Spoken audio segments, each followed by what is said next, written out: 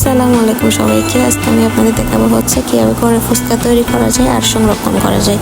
তো আমি একটা মিক্সিং বলে প্রথমে 1 কাপ ময়দা নিয়ে নিলাম, তারপর হাফ কাপ সুজি নিয়ে নিলাম, তারপর হচ্ছে একটু বেকিং পাউডার দিয়ে দিলাম।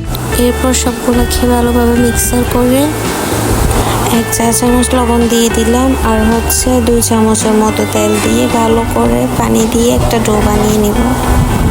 পানিটা কিন্তু নরমাল পানি ব্যবহার করতে হবে, কোনো গরম পানি বা ফ্রিজের ঠান্ডা পানি ব্যবহার করা যাবে না। একটু একটু করে মিশিয়ে তারপর হচ্ছে একটা ডো বানাতে হবে। সবগুলো পানি একসাথে দেওয়া যাবে না, তাহলে ডোটা নরম কিংবা শক্ত হয়ে যেতে পারে। এই যে ঠিক এই রকমের একটা ডো বানিয়ে আমি আধা ঘন্টার জন্য রেস্টে রেখে দিব। আধা ঘন্টা পর দেখেন আমার ডোটা হচ্ছে আরো নরম হয়ে গেছে। এরপর ডোটাকে রুটি বানানোর জন্য আমি এভাবে করে ভাগ করে নিব, আর এখান থেকে একটা একটা নিয়ে হচ্ছে আমি একটু বড় করে এভাবে করে রুটি বেলে নেব।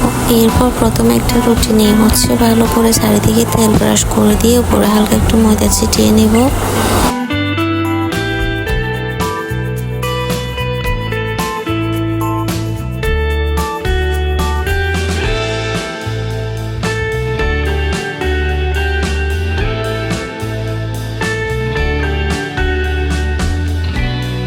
ভালো করে তেল মেখে ময়দা ছিটানো হয়ে গেলে উপরে আমি আরও একটা রুটি বসিয়ে দিব।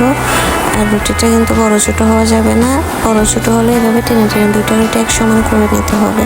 এরপর রুটি দুইটা সেট করা হয়ে গেলে আমি আবার বেলে নিব। এবার একটু পাতলা করে বেলে নিব।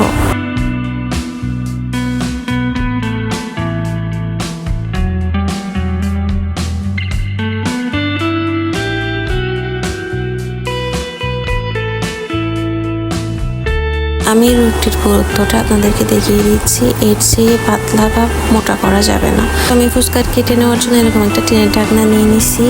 ঢাকনার মধ্যে ভালো করে তেল ব্রাশ করে এরকম করে বসিয়ে ফুচকা কেটে নেব। টিনের ঢাকনা নিলে হচ্ছে ফুচকাগুলো কাটতে অনেক সুবিধা হয়।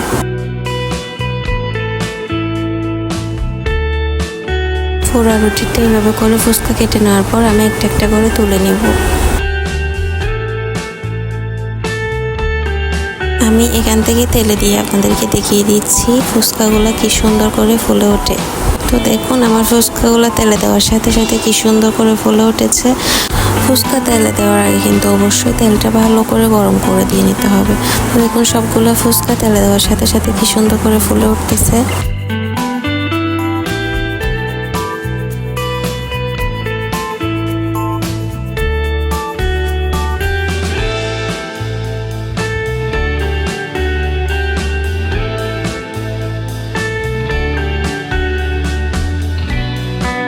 এবার দেখানো যাক কীভাবে ফুচকা সংরক্ষণ করবেন। এরকম একটা থালার মধ্যে ফুচকাগুলো নিয়ে হচ্ছে রোদে ভালো করে শুকিয়ে নেবেন।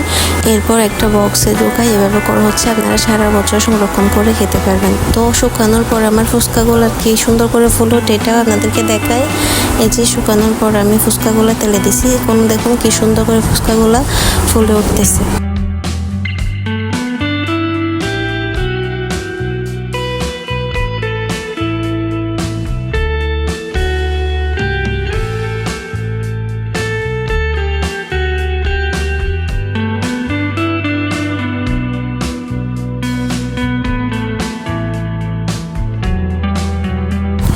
তো আমার ফুচকা বানানো কমপ্লিট। আমি আপনাদেরকে একটা ভেঙে দেখিয়ে দিচ্ছি আমার ফুচকাগুলো কীরকম মচমচে হয়েছে।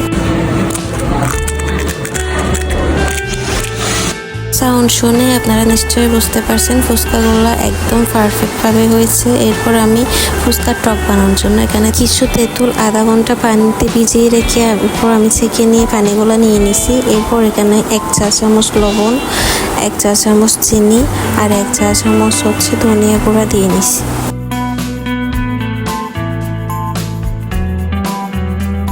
দুইটা শুকনো মরিচ টেলে নিয়ে গুঁড়ি করে দিয়ে নিছি। এরপর পেঁয়াজ কুচি দিয়ে নিছি।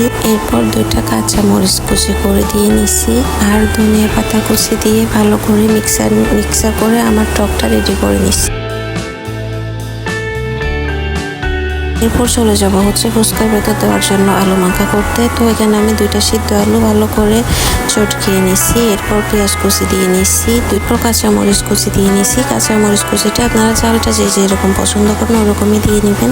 এরপর ধনিয়া পাতা দিয়ে নিছি। এরপর পরিমাণ মতো লবণ দিয়ে ভালো করে মিশিয়ে নিছি।